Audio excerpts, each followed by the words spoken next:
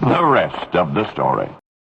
A throng of shoppers was milling around Blackler's department store that morning when suddenly the electricity went off. It was not really an explosion that preceded the power failure. It was more a loud hissing sound followed by a muffled boom.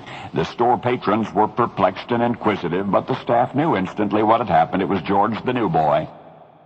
It was that young fellow who worked in back, the electrician's apprentice. He was at it again, had doubtless connected wire A to terminal B or some such thing, and had once again blown something up.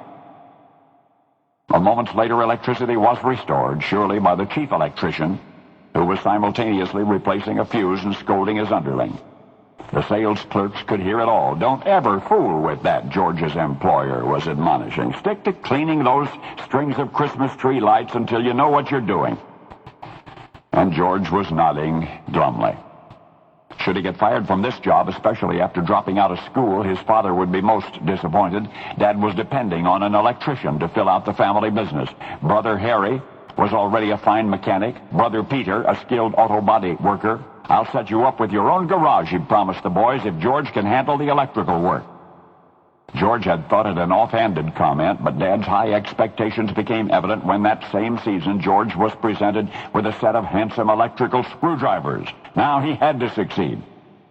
And for the moment, as a trembly-handed apprentice electrician at Blackler's department store, success meant simply trying to avoid failure. George's father had wanted a fine education for him, but his limitations in that area were painfully clear.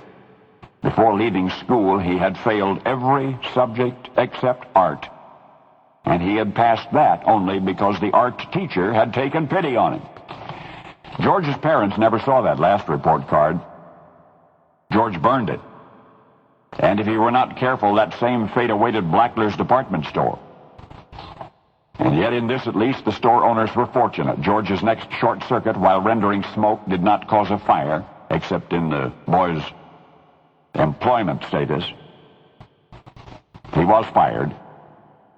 That evening he stood before his parents, his head hung low, trying to explain that he was just not cut out to be an electrician. Then how would he earn a living, his father wanted to know. Another job, the teenager said. The next day he was going to work full-time with the quarrymen. With the quarrymen? Both parents shook their heads. But this time George had discovered the profession for which he was indeed perfectly suited. For those who got that first whiff of ozone and melting insulation back there at Blackler's department store in 1959, those people, in a sense, were experiencing history. A teenager's first misstep on a path leading directly to the Quarrymen. For that was the name of the rock and roll group that George joined. Of course, you know what happened when George Harrison and his friends changed their name to the Beatles. And now you know the rest of the story.